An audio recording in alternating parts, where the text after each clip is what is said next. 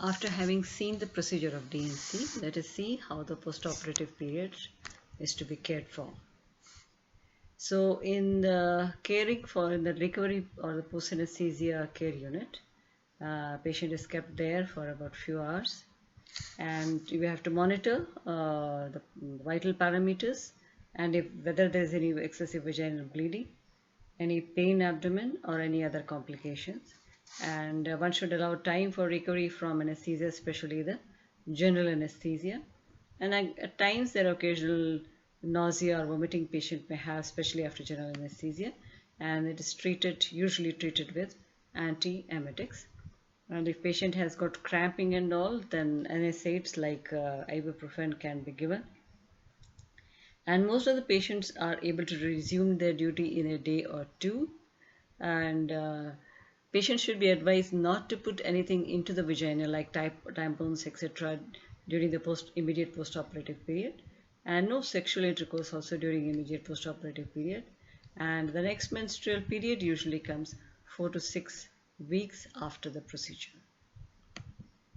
Like any surgery, there can be complications of the DNC also. So most common complications include laceration of the cervix, which is not that uncommon, and usually it's because of the forceful dilatation with the dilator, and can be prevented by gradual and careful dilatation. And that's why preparation of the cervix either with the laminators like in the olden days or with the misoprostol nowadays we do, so that the dilatation of the cervix becomes easier.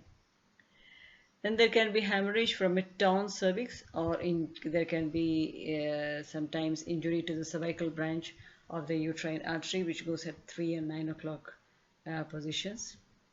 There can be rarely in perforation of the uterus also, which can be sometimes very severe.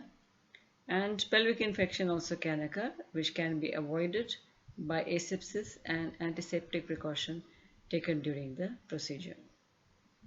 So in the laceration of the cervix, if the cervix is torn, we can put few sutures either by catgut or vicryl. And hemorrhage from a torn cervix, the cervical branch of the artery, this also can be tied with some suture, and in both the cases perforation of the uterus we'll be dealing with shortly.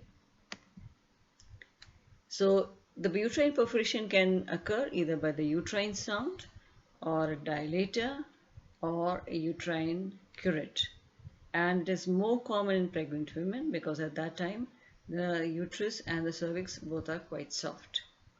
How do we diagnose uterine perforation during DNC? So the DNC is a blind procedure. We cannot see what is happening inside the uterine cavity. So how it is diagnosed? It's by the sudden loss of resistance.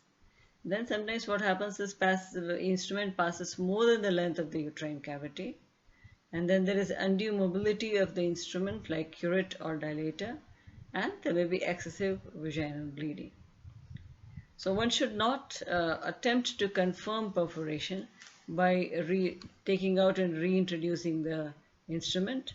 If the perforation is suspected, one should stop the operative procedure, then watch for vital parameters and vaginal bleeding, and to formulate definitive treatment in these cases. So definitive treatment will depend upon whether the uterus is non-infective and non-malignant, or whether it's an infective or a malignant uterus. So if there is a small perforation in a non-infective or non-malignant uterus, like with the uterine sound, then one should watch for the vital signs, and one should administer antibiotics and keep the patient under observation for about 1 or 2 days. If the abdomen remains soft and vital signs are stable, then no untoward and effects are noticed, one can discharge the patient. If there is a perforation by a large dilator or a curette, then there can be varying degrees of internal hemorrhage. Sometimes the gut also may be injured. So in those cases, we may have to do laparotomy and repair of the rent or a hysterectomy at the extreme cases. And associated gut injury is to be looked for, and if found, to be tackled accordingly. That means whether repaired or resection and end-to-end anastomosis. So in these cases, if they suspected perforation with a dilator or a curate, one can do laparoscopy, and it should be done at the earliest. This will help to complete the operative process under its guidance if the perforation is small, to minimize the period of observation and to guide the urgency for laparotomy. However, if the uterus is infective or malignant, and if suppose there is a pyometra or something, then prompt laparotomy is justified, and this is to be followed by definitive injury as indicated. However, if a perforation occurs in a potentially infected uterus of young woman, then conservative treatment can be there then with the antibiotics, and to watch for any evidence of peritonitis. So the perforation, though uncommon, sometimes it can lead to very severe consequences. So there can be some remote complications of DNC, like cervical incompetence, which usually occurs due to injury to the internal os as a sequelae of indiscriminate forcible dilatation of the cervix. And because of this, there can be recurrent mid-trimester abortion because of the incompetent cervix. Then uterine synecdoche can occur due to injury of the uterine muscle, what is referred to as Asherman syndrome, and this may cause secondary amenorrhea also. So in some cases, we have to do only dilatation of cervix without doing any curettage. So there are certain conditions. Those are like pyometra or hematometra, where we don't do curettage. Then some cases of cervical stenosis.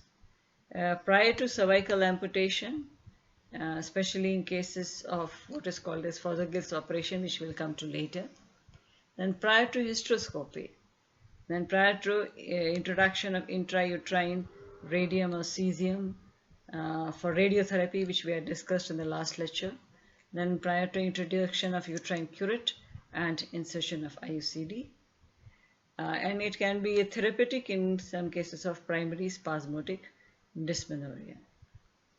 So while in some cases the dilatation of the external os is enough, but in majority of the cases the entire cervical canal, including the internal os, should be dilated. So dilatation of the cervix is done as in the case of DNC, which we have discussed earlier, using a graduated serial dilators. So that's we start with a smaller diameter dilator and increase that size gradually, and gradually the cervical canal dilates. In cases of pyometra, it is extremely important not to perform curettage, as this can cause a flare-up of infection and chances of perforation also increases. And if necessary, a Malachite catheter or any small rubber catheter can be introduced into the uterine cavity to allow drainage of the pus. Otherwise, repeat dilatation also can be done. So in these cases, curettage should be done only after all the pus has been drained out. So now we come to the endometrial sampling. DNC is also a form of endometrial sampling. This can include like cases of endometrial aspiration or endometrial biopsy, and sometimes these terms are used synonymously one with the other, with a slight difference between these terms.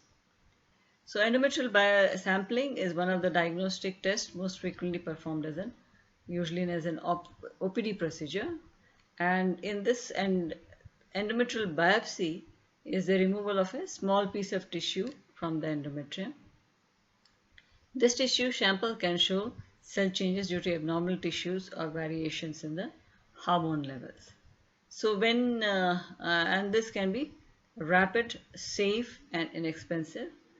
It's a grade lower than the DNC and employed in the clinical workup of women with infertility or abnormal uterine bleeding of a periodic screening during HRT. So indications are almost the same as that of the dilatation and curettage.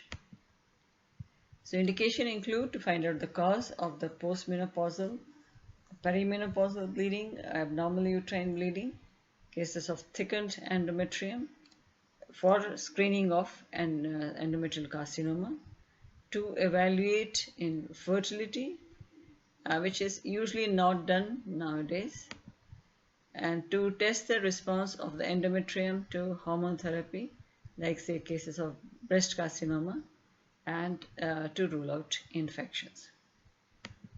And what are the contraindications of endometrial biopsy? The same are applicable to dilatation and curettage also. The contraindications include pregnancy, blood clotting disorder, acute pelvic inflammatory disease, any acute cervical or acute vaginal infection, obvious cervical cancer, and cervical stenosis. So preparation for endometrial biopsy is almost the same as that of the dilatation and curettage. Here also we should exclude pregnancy first, and then the detailed history, especially regarding the menstrual history, blood coagulation disorders and allergies, is to be taken. And stop blood thinners if the patient is taking it before the procedure. Pre-operative analgesics can be given like NSAIDs or drotaverine. Light sedation also can be given before the procedure. The instruments used are almost the same as that of the DNC, but here the special instrument used for the curettage part or the aspiration part. These include the Vabra aspirator, Sherman's curette, Pipel, which is mostly used for endometrial biopsy, and endometrial biopsy curette. This instrument you will be seeing when we deal with other instruments in the practical class. So this instrument and this instrument acts on the aspiration. So here usually no anesthesia is required. Oral painkiller can be given just before the surgery, and usually it takes 10 to 15 minutes, and like in DNC, again the patient is placed in the lithotomy position. Either the sim speculum can be used or Cusco speculum also can be used. Anterior lip of the cervix is caught by valsellum or tenaculum forceps. Paracervical block can be given, or sometimes light sedation is usually enough. And one should apply gentle traction on the valsellum so that the external os opens a little bit. And here, unlike that of the DNC, no cervical dilatation is required. Various endometrial biopsy curette or Pipel curette or other curette which we had discussed are introduced without cervical dilatation, and the sample, that is the endometrial tissue, is taken. I'll be now showing the video which you